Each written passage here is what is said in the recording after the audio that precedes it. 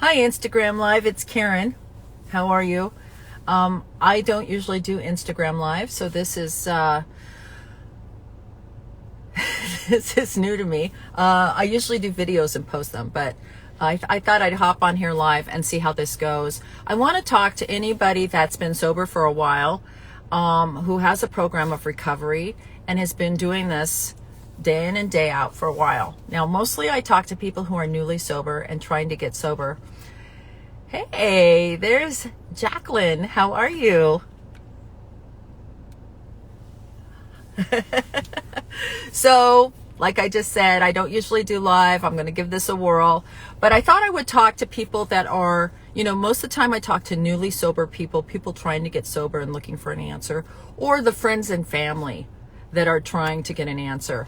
And I guess this is for anybody that has, whether you're in Al-Anon or you're in AA or NA. This is after you've been in a program for a while. You've been in a group of people and you're trying to stay sober. Now, I've been around for a long time, and I've been in Alcoholics Anonymous actively, like very active in my group. And I've learned some things. One thing is, how do you stay in a group? I say often, it's one thing to get sober and it's another thing to stay sober. So it seems to me that consistency really has to be key. Discipline and consistency. They talk about it in those morning pages in the big book on page 86. They talk about how alcoholics are undisciplined, 86, 87, and 88. We're undisciplined people, right? So it's one thing to get sober, right? You start going to meetings, you do your steps, right? You're doing the thing, and then all of a sudden life gets good, things get going, and you back up. Some of us have stayed. Some of us stay, and we help the next guy. The problem is, and I'm going to be very candid about this, is that Alcoholics Anonymous is not the country club. There are very sick people that go to Alcoholics Anonymous and Narcotics Anonymous.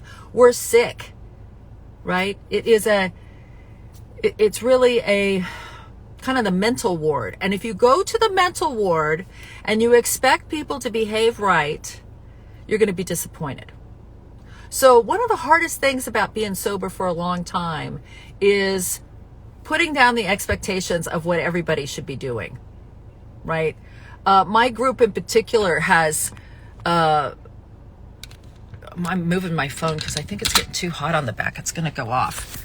I'm in Palm Springs, California. So I have it in this window holder thing, but the sun's starting to get hot out this morning. So I better move my phone, or you're going to get cut off. I'll get cut off. So anyway, the problem is you got to go to meetings and you've got to stay in meetings, and you've got to find a niche, right? So if you're newly sober and you've been going a while, and let's say you've got a year and you're happy, you're like, yay, my life is better, everything's great. I want you to realize you need to keep going for the next guy. You've been given an answer, so now you need to give it to someone else. So you can make up little tricks in your head about why to get to AA. Maybe take a commitment. That's one of the ways they trick you into going to AA consistently, is if you're the cake person, then you need to bring the birthday cakes, right? So you got to show up for that. Maybe you do the trash. Maybe you're an introvert and you don't like to be up front. Then clean the bathrooms, do the trash. In the old days, they used to empty ashtrays and things like that, So you got to find your niche and you got to go. And you got to know that people are going to be sick. I've had this happen in my group. It seems to, like, groups go like this, up and then down, up and then down. Okay, it's just like a business. When I was running that treatment center, January was always busy, like it was packed.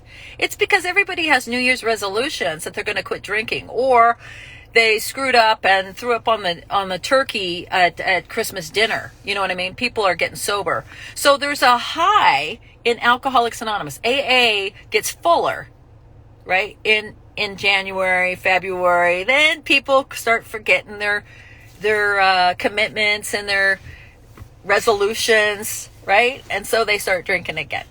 Then you give them 30, 60 days and they've created complete hell and havoc in their life again. So they come back to AA, right? So it's like that. So it seems like to me that groups do much better when there's a lot of new people there.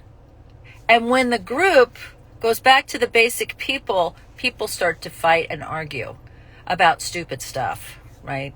Now, you've got to remember these are alcoholics and you have to keep going to meetings. It will teach you more about life than anything else, right? Group therapy, which this is not what this is, but any kind of group or group therapy you go to where there's dynamics of people that want to take over and take charge, or someone else that's always complaining.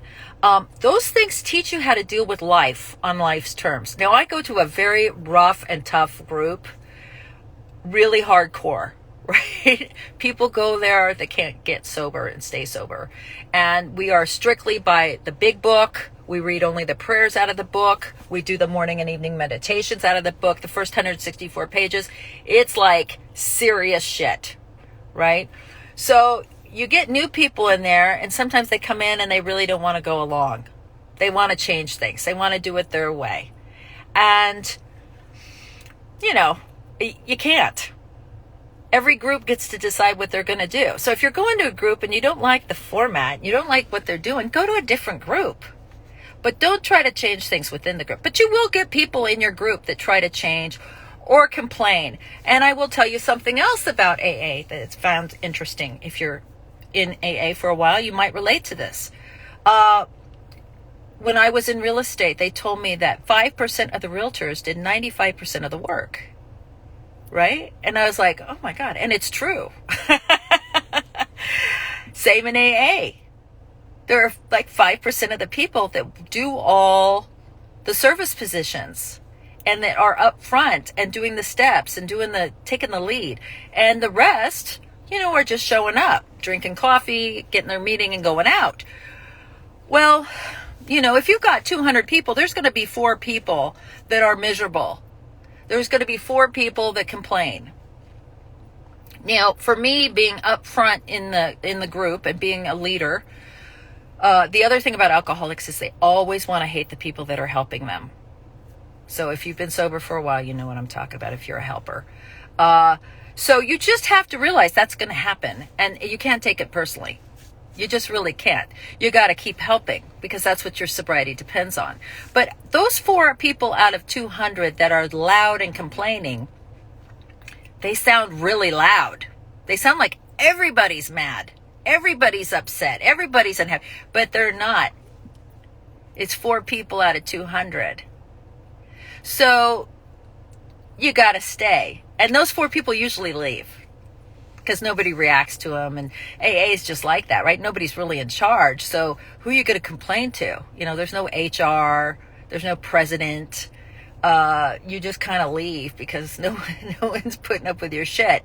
So that's part of AA. And I got to tell you, it actually sounds like a bad part of AA, but it's not. It's a good part of AA. Because of those dynamics, I've been able to stay in jobs where there's been conflict and there's been problems with people. I've been able to stay. I've been able to deal with difficult mothers at the school. I've been able to deal with all sorts of things because I've learned to deal with them in AA. And I wouldn't have before. The alcoholic addict in me would have just, whoop, I'm out, right? I can't deal. I'm not doing it. I'm better than you. I don't need this anymore. But I do know that if I don't do this with other people in AA, I'm not going to make it. So it's real important to become a part of a group and yet not take it personally, right? People are going to be sick. People are going to say things. People get mean, and that's just the nature of the beast. You got to it keeps your compassion for sure. And it keeps humility because you got to remember how it is when you got sober, right? So this video is a little bit more, for those of you that have been sober for a bit. And I'm sure there's even if there's one of you that says, oh my God, thank God she said that because that's the way I've been feeling in my group. They're driving me freaking crazy. Sally won't quit bugging me, right? She's jabbing at me in her shares. Most likely it's because the newcomer count is down, So everybody's looking at each other, everybody's poking at each other. Especially my group. We meet twice a day, sometimes 3 times a day, every day, the same group. And so we're like family. I see a lot of them more than I see my own family. So it's been a great learning experience. You can always see alcoholism better in someone else. That's why we go to meetings. I can see it in Sally, right? I can't see it in me.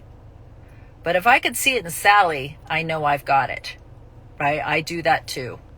So use it as part of your program. Don't make it the reason you give up your program. Okay? Have a great day.